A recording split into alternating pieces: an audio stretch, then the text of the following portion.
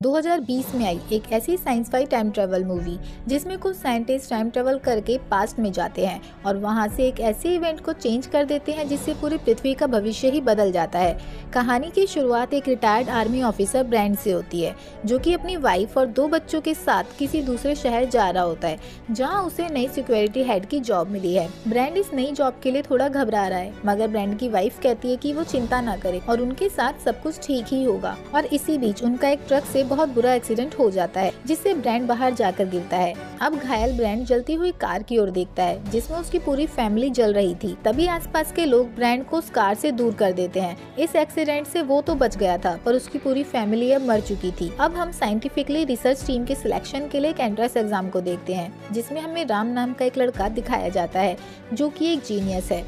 Paper के दौरान राम की मुलाकात एक लड़की एमी से होती है जिसके बाद दोनों में दोस्ती हो जाती है और धीरे धीरे वो दोनों एक दूसरे के बहुत क्लोज आ जाते हैं और दोनों को एक दूसरे से प्यार हो जाता है। दूसरी ओर ब्रैंड अभी भी अपनी फैमिली की मौत से दुखी है क्योंकि अब उसके पास जीने का कोई रीजन नहीं है। अब यहाँ से 3 महीने बाद का सीन दिखाया जाता है जहाँ राम और एमी अब 4 लोगों की एक साइंस टीम का हिस्सा है जो कि अभी एक मेटल ट्रांसफर कर देने वाली मशीन पर काम कर रहे हैं। इसी टीम में राम और एमी के अलावा साइमन और फिलिक्स भी हैं। अब तक इन चारों ने एक मशीन भी बना ली है और उसकी टेस्टिंग ही आज वो करने जा रहे हैं। वो एक चेयर को अपनी बनाई हुई मशीन पर रखते हैं जिसे कि उन्हें बिना टच करे ट्रांसफर करना है और वो मशीन को ऑन कर देते हैं और काफी बड़ी मात्रा में एनर्जी इकट्ठा होने लगती है मगर तभी वो चेयर वहीं ब्लास्ट हो जाती है जिससे कि उनकी लैब में काफी नुकसान होता है। अब उन सबको सिक्योरिटी द्वारा बताया जाता है कि लैब के सीईओ अहमद उनसे मिलना चाहते हैं। उन सभी को लगने लगता है कि सीईओ अहमद उन्हें डांटने वाले हैं और इसीलिए राम सॉरी बोलने लगता है मगर सीईओ कहता है कि वो इस एक्सपेरिमेंट में सफल रहे हैं और वो उन्हें इस एक्सपेरिमेंट की वीडियो दिखाता है जिसमें वो चेयर कुछ सेकंड्स के लिए दूसरे पोर्टल पर ट्रांसफर हो गई थी। अब सीईओ अहमद उन्हें कांग्रेस बोलता है और उन चारों को सीनियर रिसर्च टीम के लिए प्रमोट कर देता है। यहाँ से उन चारों को मेन लैब दिखाई जाती है जहाँ अब से उन्हें काम करना है। सीईओ अहमद उनसे कहता है कि अब से उन्हें मेटल ट्रांसफर करने वाले प्रोजेक्ट को इसी लैब में ही कंप्लीट करना है और इस प्रोजेक्ट को पूरा होते ही वो सबको $10 मिलियन बोनस में देगा और अब वो सभी को घर जाकर सेलिब्रेट करने को कहता है। यहाँ से अहमद अपने ऑफिस में जाता है जहाँ उससे मिलने ब्रैंड आया था जो कि इसी लैब में हेड ऑफ सिक्योरिटी की जॉब पर नया है। अहमद कहता है कि उसे उसकी फैमिली के लिए काफी दुख है पर अगर वे चाहे तो और कुछ दिनों के लिए रेस्ट कर सकता है क्योंकि उसने इमरजेंसी के लिए एक और सिक्योरिटी ऑफिसर शब्बीर को रख लिया है। मगर ब्रैंड कहता है कि वो जितने दिन अकेला रहेगा उसे उसकी फैमिली की उतनी ही ज्यादा याद आएगी इसलिए अब उसे काम करना है। अब यहाँ से अहमद बताता है कि उसकी भी फैमिली को कुछ कट्टरवादियों ने मार डाला था तो वो उसके अकेले रह जाने वाले दुख को समझ सकता है। वहीं अब चारों साइंटिस्ट ने मेटल ट्रांसफर करने वाली मशीन पर और तेजी से काम शुरू कर दिया था जिसके बीच रैम और एमी कुछ टाइम बिताने नेटवर्किंग रूम में जाते हैं जहाँ से उन्हें बाहर किसी अनऑथोराइज हलचल के बारे में पता चलता है। वे टैप करके फील्ड देखने लगते हैं जहाँ वो पाते हैं कि उनका सीईओ अहमद एक बड़े आतंकवादी ऋषित से वीडियो कॉल के जरिए बात कर रहा है। सीईओ उसे बता रहा है कि वो जल्दी ही मेटल ट्रांसफर करने वाली मशीन बना लेंगे जिसके बाद वो किसी भी लोकेशन पर आसानी से ब्लास्ट कर पाएंगे और गवर्नमेंट को उनके सामने झुकना ही पड़ेगा। ये सब देखकर राम और एमी शॉक में थे कि उनके इस इन्वेंशन का यूज आतंकवादी लोगों को मारने में करने वाले हैं। अब एमी कहती है कि उन्हें पुलिस तक जल्दी ही ये बात पहुंचानी होगी। राम हाँ कहता है और कहता है कि वे यहाँ से निकलने के बाद ऐसा ही करेंगे और दोनों फिर से वापस लैब में आ जाते हैं जहाँ उन्होंने मशीन को लगभग बना ही लिया था। यहाँ से वो एक बॉल पर अपना एक्सपेरिमेंट करते हैं और वो पाते हैं कि वो मशीन सिर्फ मैटर ही ट्रांसफर नहीं कर रही बल्कि उसे टाइम में आगे और पीछे भी भेज पा रही है, यानी कि उन्होंने एक टाइम मशीन की इन्वेंशन कर ली है। राम डर जाता है कि इसके बारे में अहमद को नहीं पता चलना चाहिए। वो बाकी तीनों को बाहर भेजकर टाइम मशीन से जुड़ी सारी फाइल्स को डिलीट करने लगता है। यहाँ सिक्योरिटी टीम को सीसीटीवी से पता चल चुका था कि उन्होंने टाइम मशीन बना ली है और वे जल्दी से राम तक पहुँचते हैं और उसे गन पॉइंट पर ले लेते हैं। अब राम को अहमद के ऑफिस में लाया जाता है जहाँ अहमद उससे कहता है कि राम एक जीनियस है जिसने टाइम ट्रेवल को पॉसिबल कर दिखाया है। हालांकि उसे पता चल चुका है कि उसने और एमी ने उसकी सारी बातें जो कि उसने उस आतंकवादी से की थी सुन ली हैं। अब वो राम से कहता है कि जो फाइल्स उसने डिलीट की हैं वो उसे जल्दी से चाहिए क्योंकि वो टाइम में पीछे जाकर अपने माँ बाप के कातिल को मारना चाहता है। मगर राम ऐसा करने से मना कर देता है और कहता है कि वो किसी भी आतंकवादी के हाथ में ऐसी टेक्नोलॉजी देने की भूल नहीं करेगा। अहमद को ये सब सुन गुस्सा आ जाता है और वो सिक्योरिटी से कहता है कि वो राम को ले जाकर बांध दे, जिसके बाद राम को एक कमरे में ले जाकर बांध दिया जाता है। अहमद अपने साथियों के साथ डिलीट हो चुकी फाइल्स को रिकवर करने की कोशिश करता है मगर वो उसमें सक्सेस नहीं हो पाता, यानी कि अब सिर्फ राम ही है जिसके पास टाइम मशीन बनाने का फॉर्मूला है। यहाँ से अहमद ब्रांड को बुलाता है और कहता है कि वो कैसे भी करके राम से इन्फॉर्मेशन निकाले। अगले दिन एमी, साइमन और फिलिक्स आते हैं, जहाँ अहमद उनसे झूठ बोलता है कि राम ने मशीन कंप्लीट कर ली है और अब वो अपर टीम के साथ काम कर रहा है। सो अब वो 2 दिन के लिए नहीं मिल पाएगा और न ही उनका उससे कोई कॉन्टेक्ट हो पाएगा। अब वो फिर से राम के पास जाता है, जो कि अभी भी टाइम मशीन का फॉर्मूला बताने को तैयार नहीं था। अहमद राम के माता पिता को उसे दिखाता है, जिन्हें वो उठाकर लाया था।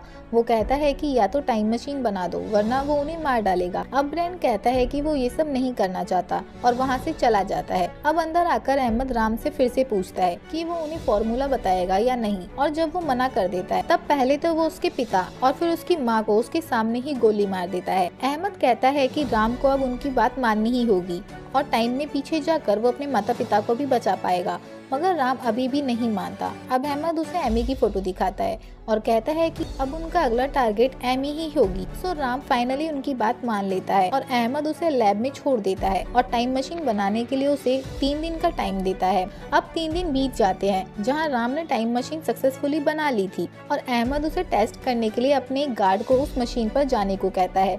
राम उसे एक ब्रेसलेट देता है, जो कि इस ट्रांसफर के लिए बहुत जरूरी था, और अब गार्ड मशीन की हेल्प से सक्सेसफुली कुछ टाइम में पीछे दूसरे प्लेटफॉर्म पर आ चुका था। अब अहमद ये सब देख काफी खुश था। तभी राम चालाकी से मशीन को ऑन कर देता है और पास्ट में जाने की कोशिश करता है, मगर उसे गार्ड पकड़ लेते हैं। अहमद गार्ड से कहता है कि वो राम को एक कमरे में बंद कर दें। यहाँ अहमद ब्रांड से कहता है कि उसने पिछले 3 दिन में एक प्लान सोचा है जिसमें वो सब कुछ बदल कर रख देंगे। यहाँ अहमद रिवील करता है कि वो 33 AD में जाकर जीसस को क्रॉस पर टंगने से पहले ही मार देंगे, जिससे वो सारी इवेंट्स कभी होंगी ही नहीं जिससे ईसाई धर्म अस्तित्व में आया था। यानी कि वो पूरे ईसाई धर्म के अस्तित्व को ही मिटा देना चाहते हैं। यहाँ उनका साथी सब्बीर कहता है कि वो ऐसा कैसे कर सकते हैं, मगर अहमद कहता है कि अब उनके पास टाइम मशीन है और वो जो चाहे वो सब कुछ कर सकते हैं। अब अहमद कई गार्ड को गन के साथ 33 AD में जाने को कहता है। वहीं लैब में एमी, फिलिक्स और साइमन कैमरा में देखते हैं कि सोल्जर्स की एक टीम पास्ट में गई है, जबकि राम को एक चेयर से बांधा गया है। सो वे जल्दी से जाकर राम को उठाते हैं, जहां राम उन्हें टाइम मशीन और अहमद के प्लान के बारे में सब समझाता है। वहीं दूसरी तरफ हमें 33 AD का टाइम दिखाया जाता है, जहां जीसस क्रॉस पर लटकने से पहले बैठे हुए थे।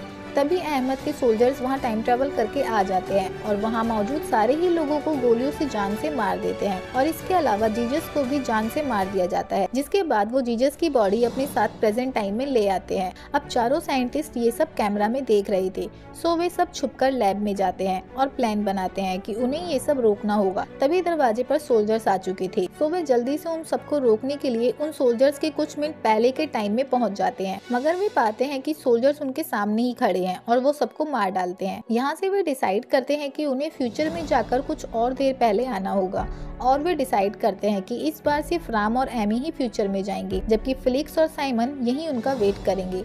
अब राम और एमी फ्यूचर में आते हैं, जहां उनके सामने गार्ड्स खड़े थे। वे जल्दी से भागकर लैब में आते हैं और पाते हैं कि वे थोड़ा जल्दी टाइम में आ गए हैं और अभी तक टाइम ट्रेवल शुरू ही नहीं हुआ है। एमी को याद आता है कि उसका पास्ट वर्जन कैमरा में देख रहा है, सो वो खुद को साइन लैंग्वेज में सब बता देती है। अहमद के आदमी कुछ देर में पास्ट में टाइम ट्रेवल करने वाले हैं और जीसस को मारने वाले हैं, और इसके अलावा राम को एक कमरे में बांधकर रखा गया है। इतने में ही गार्ड्स वहां आ जाते हैं और राम और एमी दोनों को ही गोलियों से मार डालते हैं। प्रेजेंट एमी ने ये सब देख लिया था और वो जल्दी से भागकर अपने टाइम के राम को बचाती है और फिर से चारों पास्ट में टाइम ट्रेवल करके आते हैं। अब यहाँ से कंफ्यूजन शुरू हो जाती है, जहाँ 33 AD में पहले से ही फिलिक्स और साइमन का एक और वर्जन मौजूद था, जो कि उस टाइम राम और एमी के साथ फ्यूचर में नहीं गया था। यहाँ राम और एमी को गए काफी देर हो चुकी थी और वे दोनों फिर से अपने रियल टाइम में वापस आने लगते हैं, मगर इसी बीच साइमन का बैंड खराब हो जाता है और वो वहीं रुक जाता है, जबकि फिलिक्स प्रेजेंट टाइम में आ चुका था, जिसे कि अहमद पकड़ लेता है। वे उसे लेकर जा ही रहे थे कि उनके आसपास का स्पेस टाइम ग्लिच करने लगता है, क्योंकि कई बार पास्ट में टाइम ट्रेवल करके इवेंट्स को बदला जा चुका था, जिससे कि अब टाइमलाइन भी बदल जाती है। और वे अचानक से गार्डन में आ जाते हैं, जहां अहमद खुश था कि अब ईसाई धर्म इस दुनिया में एग्जिस्ट ही नहीं करता, मगर एक बार फिर से स्पेस टाइम ग्लिच करता है, क्योंकि एक इवेंट बदलने से काफी सारी चीजें बदल गई थी और इसी चेन सिस्टम से पूरी पृथ्वी अब पूरी तरह से तबाह हो चुकी थी, जिसमें कोई भी इंसान जीवित नहीं था। वहीं दूसरी तरफ चारों साइंटिस्ट अब 33 AD में थे, जहाँ वे उन सोल्जर्स के आने का वेट करने लगते हैं और उनके आते ही उन पर अटैक कर देते हैं, जहां सोल्जर्स भी उन पर गोलियां चलाते हैं, जिससे साइमन और फिलिक्स भी मारे जाते हैं। और एमी को भी पेट में गोली लग जाती है, जबकि सोल्जर्स में से सब्बीर और ब्रैंड ही जिंदा बचते हैं और वहाँ से भाग जाते हैं। घायल एमी राम से कहती है कि उन्हें उन दोनों को जीजस को मारने से रोकना होगा। यहाँ से राम अपनी शर्ट निकालकर एमी के घाव पर बांध देता है, जिससे कि वो बच सके। अब अगले दिन सुबह उन्हें साइमन मिलता है, जो कि सबसे पहले वाले ग्रुप के साथ यहाँ आया था।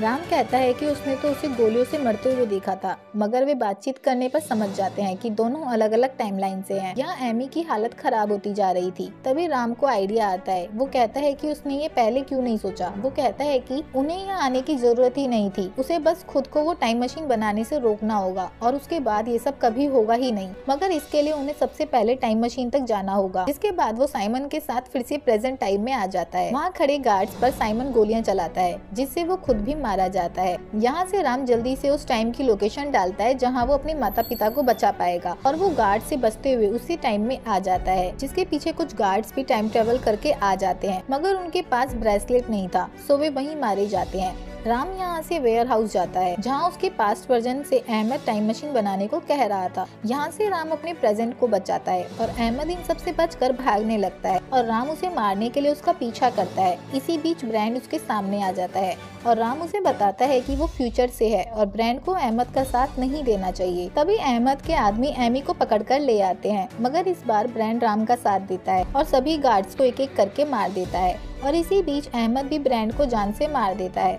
और राम भी मौके का फायदा उठाकर फाइनली अहमद को चाकू से घायल कर देता है। हालांकि उसे भी इसी बीच एक गोली लग जाती है। अब एमी घायल राम को गोद में लेकर बैठी थी, जहां उसके टाइम का राम भी वहां आ जाता है और घायल राम अब उस टाइमलाइन से हट जाता है। अब यहाँ से 3 महीने गुजर चुके हैं, जहां अब अहमद जिंदा नहीं है, मगर चारों ने फिर भी टाइम मशीन बना ली है ताकि वो कुछ अच्छे काम कर सके। अब राम यहाँ से गार्ड के ड्रेस पहनकर पास्ट में जाता है और यहाँ से फिर से स्टार्टिंग का सीन हमें दिखाया जाता है, जहाँ ब्रैंड अपनी पूरी फैमिली के साथ ड्राइव कर रहा था, मगर इस बार वो एक्सीडेंट होने से पहले ही राम वहाँ आकर उनकी कार का एक्सीडेंट होने से बचा लेता है और इस बार उनका एक्सीडेंट नहीं होता और वो सभी बच जाते हैं। तभी उन्हें साइन पर एक नोट मिलता है, जिस पर लिखा हुआ था कि ब्रैंड को उस लैब में जॉब नहीं करनी चाहिए, और ये मूवी यहीं खत्म हो जाती है। सो मूवी अगर पसंद आई हो तो वीडियो को लाइक और चैनल को सब्सक्राइब कर अपना प्यार दिखाएं। Thank you.